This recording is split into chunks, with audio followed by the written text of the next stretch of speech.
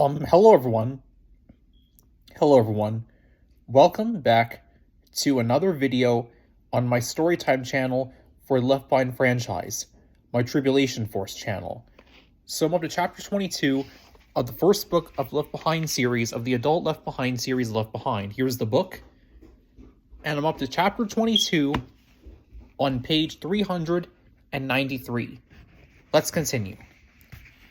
Buck did not sleep well. Partly, he was excited about his morning surprise. He could only hope Chloe would be happy about it. The larger part of his mind reeled with wonder. If this was true, all that Rayford Steele had postulated, and Buck knew instinctively that if any of it was true, all of it was true, why had it taken Buck a lifetime to come to it? Could he have been searching for this all the time, hardly knowing he was looking? Yet even Captain Steele, an organized, analytical airline pilot, had missed it, and Steele claimed to have had a proponent, a devotee, almost a fanatic living under his own roof. Buck was so restless, he had to leave his bed and pace. Strangely, somehow, he was not upset, not miserable. He was simply overwhelmed. None of this would have made a bit of sense to him just days before, and now, for the first time since Israel, he was unable to separate himself from his story. The Holy Land attack had been a watershed event in his life. He had stared his own mortality in the face, and had to acknowledge that something otherworldly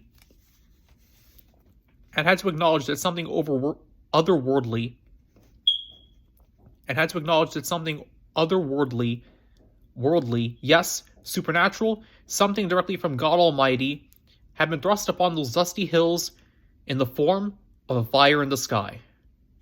And he had known beyond a doubt, for the first time in his life, that unexplainable things out there cannot be dissected and evaluated scientifically from a detached Ivy League perspective. Buck had always prided himself on standing apart from the pack, for including the human, the everyday, the everyman element in the stories when others resisted such vulnerability. The skill allowed readers to identify with him, to taste, and feel the smell of those things most important to them. But he had still been able, even after his closest brush with death, to let the reader live it without revealing Buck's own deep angst about the very existence of God. Now, that separation seemed impossible. How could he cover this most important story of his life, one that had already probed closest to his soul, without subconsciously revealing his private turmoil? He knew by the wee hours, leaning over the line. He wasn't ready to pray yet, to try to talk to a God who he had ignored for so long. He hadn't even prayed when he had become convinced of God's existence that night in Israel. What had been the matter with him? Everyone in the world, at least those intellectually honest with themselves, had to admit there was a God after that night. Amazing coincidences had occurred before, but that had defied all logic. To win against the mighty Russians was an upset, of course. But Israel's history was replete with such legends. Yet, to not defend yourself and suffer no casualties, that was beyond all comprehension, apart from the direct intervention of God. Why, Buck wondered, hadn't that made more of an impact on his own introspective inventory? In the lonely darkness he came to the painful realization that he had long ago compartmentalized this most basic of human needs and had rendered it a non-issue. What did it say about him? What despicable kind of a subhuman creature had he become? That even the stark evidence of the Israel miracle, for it could be called nothing less, had not thawed his spirit's receptiveness to God? Not that many months later came the greatest appearance of millions around the world. Dozens had vanished from the plane in which he was a passenger. What more did he need? It already seemed as if he were living in a science fiction thriller. Without question, he had lived through the most cataclysmic event in history. Buck realized he had not a second to think in the last 2 weeks. Had it not been for the personal tragedies he had witnessed, he might have been more private in his approach to what appeared to be a universe out of control. He wanted to meet this Bruce Barnes, not even pretending to be interviewing him for an article. Buck was on a personal quest now, looking to satisfy deep ends, deep needs. For so many years he had rejected the idea of a personal God, or that he had need of God if there was one. The idea would take some getting used to. Captain Steele had talked about everyone being a sinner. Well, we're not in sin anymore because sin ended in 70 AD, but that's my personal beliefs in preterism. But anyways, let's continue. Buck was not unrealistic about that. He knew his life would never stand up to the standards of a Sunday school teacher, but he had always hoped that if he faced God someday, his good would outweigh his bad, and that relatively speaking, he was as good or better than the next guy. That would have to do. Now, if Rayford Steele and all his Bible verses could be believed, it didn't make any difference how good Buck was or where he stood in relation to anybody else. One anarchic phrase had struck him and rolled around in his head. There is none righteous, no, not one. Well, he never considered himself righteous. Could he go to the next level and admit his need for God, for forgiveness, for Christ? Was it possible? Could he be on the cusp of becoming a born-again Christian? He had been almost relieved when Rayford Steele used that term. Buck had read and even written about those kinds of people, but even at his level of worldly wisdom, he had never quite understood the phrase. He had always considered the born-again label akin to ultra-right winger or fundamentalist. Now, if he chose to take a step he had never dreamed of taking, if he could not somehow talk himself out of this truth he could no longer intellectually ignore, he would also take upon himself a task, educating the world on what that confusing little term really meant. Well, personally I have to say that Christianity ended in 70 AD, Christ already returned, Christianity is over, being Christian after 70 AD is evil because Jesus already returned, and Christianity ended. That's my personal preterist beliefs. That's what I personally believe as a preterist. Christianity ended, Christ already returned, Christianity is over, and preterism is the correct path. That's what I personally believe as a preterist. Let's get back to the story. Buck finally dozed on the couch in his living room, despite a lamp shining close to his face. He slept soundly for a couple of hours, but awoke in time to get to the airport. The prospect of surprising Chloe and traveling with her gave him a rush that helped overcome his fatigue. But even more exciting was the possibility that another answer man awaited him in Chicago, a man he trusted simply on the recommendation of a pilot who seemed to speak the truth with authority. It would be fun someday to tell Rayford Steele how much that otherwise innocuous interview had meant to him, but Buck assumed Steele had already figured that out. That was probably why Steele had seemed so passionate. If this signaled the soon beginning of the tribulation period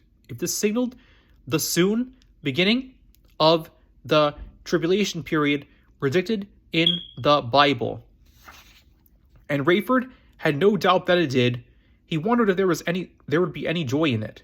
Bruce didn't seem to think there would be, aside from the few converts they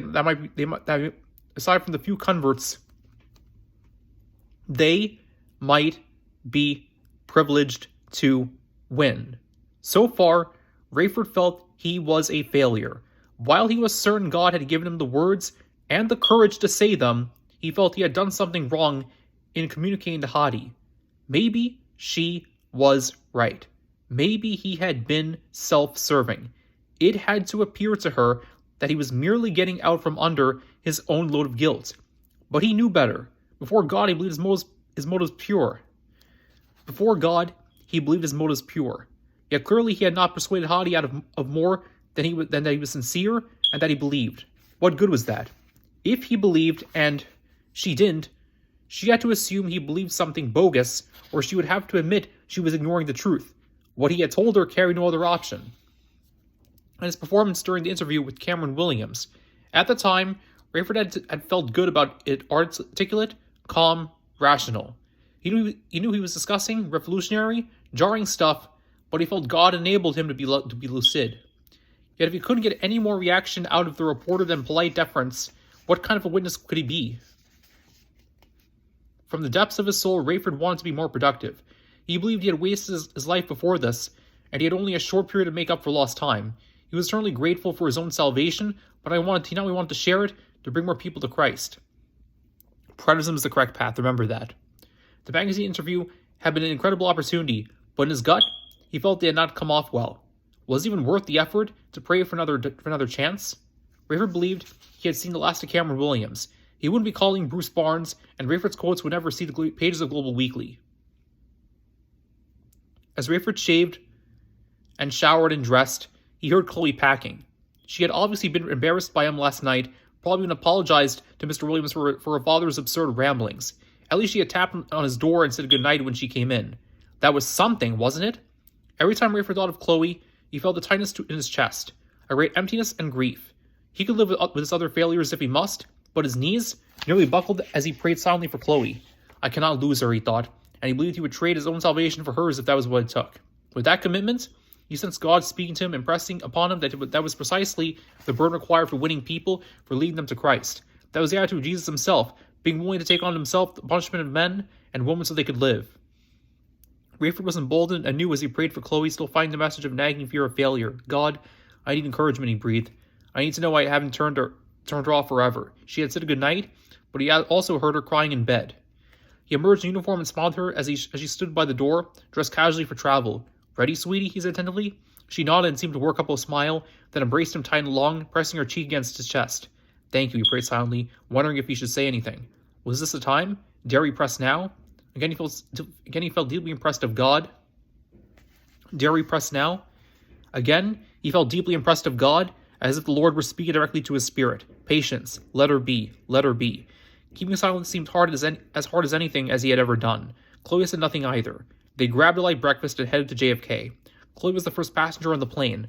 I'll try to get back and see you, Rayford told her before heading into the cockpit. Don't worry if you can, she said. I'll understand. Buck waited until everyone else had boarded. As he approached his seat next to Chloe, her body was turned toward the window, arms crossed, chin in her hand.